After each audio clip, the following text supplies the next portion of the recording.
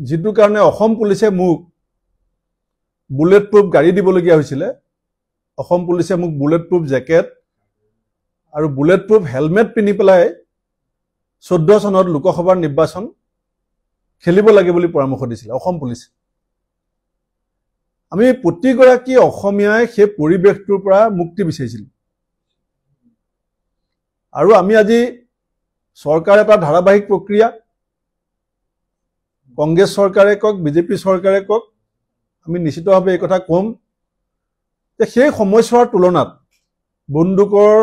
যেটো কালচাৰ অসমত হৈছিল বন্দুকৰ যেটো জনজননী আছিল অসমত তাৰ তুলনাত আমি যথেষ্ট পৰিমাণে এটা সকাহপূৰ্ণ সময়ত এটা বসবাস কৰি আছো এই পৰিবেশটো মুখ্যমন্ত্ৰীয়ে কেৱল ৰাজনৈতিক স্বাৰ্থত গোষ্ঠীগত সাম্প্ৰদায়িক এটা বিভাজনৰ ৰাজনীতিত উচ্চতনি দিবৰ কাৰণে কৰিবলৈ বিচৰাটো সংবিধানৰ নামত শপত লোৱা এজন ব্যক্তিৰ বাবে এটো কিমান সমীচীন হৈছে কোট লাগিব লাগে মানুহজন আৰু কোট লাগি আছে মুখ্যমন্ত্ৰীজন আমি কোনো আপোনাৰ পৰা বন্দুক বিচৰা নাই কোনো মানুহে আপোনাক মানে বন্দুক যাক লাগে তেওঁ আইনগত বিধিগতভাৱে এপ্লাই কৰিব অসম কেবিনেটৰ এটা অত্যন্ত অসংবেদনশীল আৰু চৰম দায়িত্বজ্ঞানীন এটা সিদ্ধান্তৰ সম্পৰ্কত মই অসম চৰকাৰক আৰু অসমৰ ৰাইজক কেইটামান কথা ক'ব বিচাৰিছো আমাৰ অসমত এষাৰ কথা আছিল যে চৰাই মাতত অসমৰ মানুহে ৰাতিপুৱা সাৰ পায় কিন্তু আমাৰ মূৰৰ ওপৰেদি এনেকুৱা দশক পাৰ হৈ গৈছিল যে আমি মাছ নিখাও বন্দুকৰ গুলিৰ শব্দত অসমৰ মানুহে সাৰ পাইছিল মই নিজে যুৱ কংগ্ৰেছৰ নেতা হিচাপে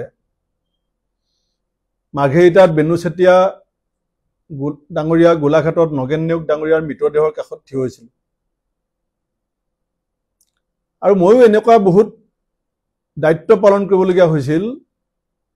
যেটো কাৰণে অসম পুলিছে মুক বুলেট প্ৰুফ গাড়ী দিবলগীয়া হৈছিল অসম পুলিছে মুক বুলেট প্ৰুফ জেকেট আৰু বুলেট প্ৰুফ হেলমেট পিনি পেলায় 14 সনত লোকসভাৰ নিৰ্বাচন খেলিব লাগে বুলি পৰামৰ্শ দিছিল অসম পুলিস আমি প্ৰতিগৰাকী অসমীয়াই সেই পৰিবেশটোৰ পৰা মুক্তি বিচাৰিছিল আৰু আমি আজি सरकार এটা ধাৰাবাহিক প্ৰক্ৰিয়া কংগ্ৰেছ सरकारे কক বিজেপি सरकारे কক আমি নিশ্চিতভাৱে এই কথা কম যে সেই সমস্যাৰ তুলনাত বন্দুকৰ যেটো কালচাৰ অসমত হৈছিল বন্দুকৰ যেটো জনজননী আছিল অসমত তাৰ তুলনাত আমি যথেষ্ট পৰিমাণে এটা সকাহপূৰ্ণ সময়ত এটা বসবাস কৰি আছো আৰু আৰ্মছ লাইসেন্স আসাম কেবিনেটৰ প্ৰেৰগেটিভ নহয় আৰ্মছ লাইসেন্সৰ এটোখন ৰাষ্ট্ৰীয় আইন মোৰো আৰ্মছ আছে যেটো সময়ত মোৰ জীৱনৰ প্ৰতি ভাবুকি আহিছিল মই আৰ্মছ এপ্লাই কৰিছিলো অসম পুলিছে গৃহ বিভাগে এনকুৱাৰী কৰিছিল আৰু তেওঁলোকে লাইসেন্স দিছিল আৰু মই দায়বদ্ধ যে মোৰ লগত এটা লাইসেন্স থকা আৰ্মছ আছে তাৰ ব্যৱহাৰ সম্পৰ্কত তাৰ প্ৰয়োজনীয়তা সম্পৰ্কত মই দায়বদ্ধ কিন্তু আজি মুখ্যমন্ত্ৰীয়ে যেটো প্ৰক্ৰিয়াৰে আৰ্মছ লাইসেন্স দিব বিচাৰিছে আমেৰিকাৰ যেটো গান কালচাৰ তাত আমি দেখিছিলো স্কুলীয়া ল'ৰা ছোৱালীয়ে কেনেকৈ বন্দুক লৈ গৈ স্কুলত ফটকা ফুটুৱা দি কেনেকৈ বন্দুক ফুটায় আমি কিছুমান ৰাষ্ট্ৰ আছে পৃথিৱীত তাত আমি দেখিছো যে আমাৰ অসমত কটাৰী দা কটাৰী যেনেকৈ হাতত নাথাকে তেনেকুৱা তাত বন্দুক থাকে এই পৰিবেশটো মুখ্যমন্ত্ৰীয়ে কেৱল ৰাজনৈতিক স্বাৰ্থত গোষ্ঠীগত সাম্প্ৰদায়িক এটা বিভাজনৰ ৰাজনীতিত উচ্চতনি দিবৰ কাৰণে কৰিবলৈ বিচৰাটো সংবিধানৰ নামত শপত লোৱা এজন ব্যক্তিৰ বাবে এটো কিমান সমীচীন হৈছে এটো আমি চিন্তা কৰাৰ প্ৰয়োজন আছে তাৰ মানে মুখ্যমন্ত্ৰী ডাঙৰীয়া ক'ব বিচাৰিছে নেকি যে ল এণ্ড অৰ্ডাৰ নিয়ন্ত্ৰণত অসম পুলিচৰ ক্ষমতা নাই নে মুখ্যমন্ত্ৰী ডাঙৰীয়া এটো বুজাব বিচাৰিছে নেকি যে অসম পুলিচে নিয়ন্ত্ৰণ কৰিব পাৰিব বুলি মোৰ বিশ্বাস নাই violence is the prerogative of the state আজি পেহেলগাম কাণ্ডৰ আমি প্ৰতিশোধ লৈছো এইটো আমাৰ চৰকাৰৰ প্ৰেৰগেটিভ কালিলৈ কোনোবাই আইন বিৰুদ্ধ কাম কৰিছে তেওঁ শাস্তি দিয়া কোনোবা ৰাষ্ট্ৰপতিয়ে ফাঁচি দিব পাৰে পুলিচে কেতিয়াবা এনকাউন্টাৰ কৰিবলগীয়া হয় violence is the prerogative of the state government ভায়োলেন্সটো যদি পাব্লিকৰ হাতত দি দিয়ে যে তোমাৰ জীৱন তুমি বচোৱা আমাক পুলিচ লাগিব নালাগে আমাৰ থানা লাগে নালাগে আমি পুলিচ আধুনিকৰণত জোৰ দিয়ক যাতে ক'ৰবাত কিবা এটা গণ্ডগোলৰ এটা মুহূৰ্তৰ ভিতৰত পুলিচে খবৰ পায় এটা থানাবিলাকত এতিয়া গাড়ী দিব নোৱাৰে চৰকাৰে পুলিচৰ কাৰণে অত্যাধুনিক যিখিনি বিভিন্ন সা সুবিধা লাগে চোৰাং পুলিচৰ হাতত যিখিনি চোৰাংচোৱা থাকে সেই চোৰাংচোৱাবিলাকক পুলিচে মাননি দিবৰ কাৰণে পইচা নাই ক'ত লাগিব লাগে মানুহজন আৰু ক'ত লাগি আছে মুখ্যমন্ত্ৰীজন সেইকাৰণে মই এইটো অত্যন্ত আচৰিত পাইছো যে মুখ্যমন্ত্ৰীয়ে নাজানিব পাৰে কাৰণ তেওঁ এজন পলিটিচিয়ান কিন্তু অসমৰ মুখ্য সচিবে কি কৰি আছে মুখ্য সচিবেতো জানে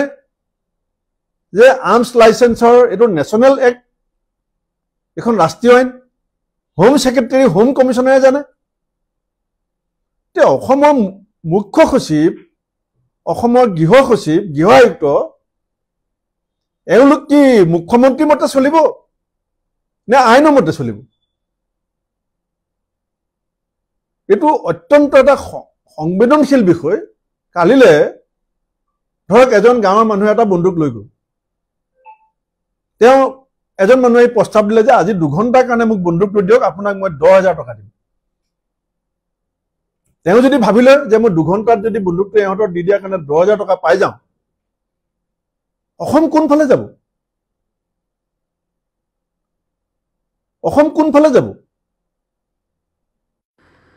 মই মুখ্যমন্ত্ৰী ডাঙৰীয়াক আহ্বান জনাম আপুনি আমাৰ হাতত বন্দুক দিব নালাগে আমাৰ হাতত সংস্থাপন দিয়ক আমি কোনো আপোনাৰ পৰা বন্দুক বিচৰা নাই কোনো মানুহে আপোনাক কোৱা নাই বন্দুক যাক লাগে তেওঁ আইনগত বিধিগতভাৱে এপ্লাই কৰিব য'ত এপ্লাই কৰিব লাগে প্ৰচিডিউৰ আছে ডিপাৰ্টমেণ্টৰ ৰুল আছে ৰুল বুক আছে এপ্লাই কৰিব অসমৰ বহুতৰ হাতত ব্যক্তিগত বন্দুক আছে লাইচেন্স আছে এতিয়াও বহুতে বিচাৰি আছে পুলিচে বিধিগতভাৱে বিবেচনা কৰি যদি বিবেচনাধীন হয় দিব আপুনি কি ক'ব বিচাৰিছে সেইকাৰণে মই এই বিষয়টো মই কেনে কৈছোঁ এইটো চৰম দায়িত্বজ্ঞানহীন আৰু অত্যন্ত অসংবেদনশীল বিষয় কেবিনেটত অন্যান্য ৰাজনৈতিক দল আছে কেবিনেটত বহু অসমৰ ৰাজনীতিৰ লগত জড়িত জ্যেষ্ঠ ব্যক্তি আছে মই তেওঁলোকক ক'ম যে অদূৰদৰ্শী এই সিদ্ধান্তই কিন্তু অসমক সেই সময়ছোৱালৈ আকৌ ঠেলি দিবলৈ আপোনালোকে যে চেষ্টা কৰিছে ইতিহাসে কিন্তু আপোনালোকক ক্ষমা নকৰিব সেইকাৰণে মই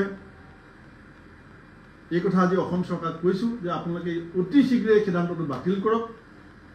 আৰ্মছ লাইচেন্সৰ সম্পৰ্কত যি পুৰণা নীতি আছে সেইমতে অসমত চলি থাকিব লাগিব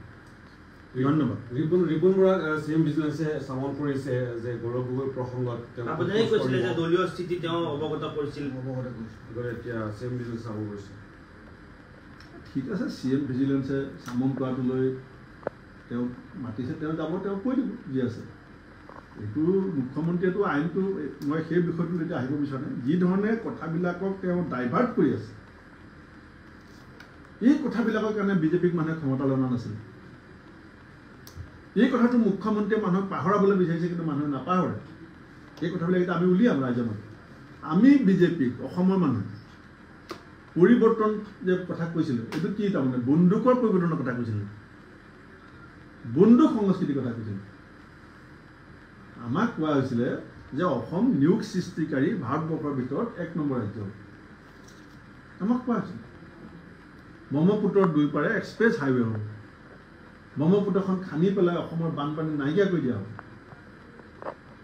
আজি গুৱাহাটীৰ অৱস্থা কি এজাক বৰষুণত আজি গুৱাহাটী আপুনি আজিৰ দিনটোত গুৱাহাটী আপোনালোকে এতিয়া আহিছে ইয়াত সংবাদ সংগ্ৰহ কৰিবৰ কাৰণে চবেই আপোনালোকৰ লং পেণ্ট পুচাই আহিছে যোনে মটৰচাইকেলত আহিছে যোনে গাড়ীত আহিছে আপোনাৰ মনত টেনশ্যন নাছিল যে ক'ত মোৰ গাড়ী ষ্টাৰ্ট বন্ধ যাব আৰু আমি কি বুলি কওঁ স্মাৰ্ট চিটি আজিৰ দিনটোত গুৱাহাটীত যিখিনি ভাৰতৰ বেলেগ ৰাজ্যৰ মানুহ আছে আৰু বিদেশৰ যিখিনি মানুহ আছে তেওঁলোকে আজি গুৱাহাটীৰ স্মাৰ্ট চিটিৰ স্বৰূপটো দেখি গৈছে গতিকে মুখ্যমন্ত্ৰীয়ে বিচাৰিছে নহয় গুৱাহাটী স্মাৰ্ট চিটিৰ আচল স্বৰূপটো আলোচনা হ'ব নালাগে ইছ্যু ডাইভাৰ্টৰ টেকনিকটোৰে তেওঁ কিন্তু ইলেকশ্যনৰ বৈতৰণি আৰু পাৰ হ'ব নোৱাৰে মৌলিক প্ৰাথমিক যিবিলাক কাম কৰিবৰ কাৰণে বিজেপিয়ে চৰকাৰ আহিছিল সেই কথাবিলাকত যিকেইদিন তেওঁলোকৰ সময় আছে তাত মুখ্যমন্ত্ৰী ডাঙৰীয়াই গুৰুত্ব দিবৰ কাৰণে মই আপোনাক পৰামৰ্শ দিছোঁ আৰু মই সমগ্ৰ কেবিনেট অসমৰ chief secretary home secretary home কমিছনাৰক আহ্বান জনাইছোঁ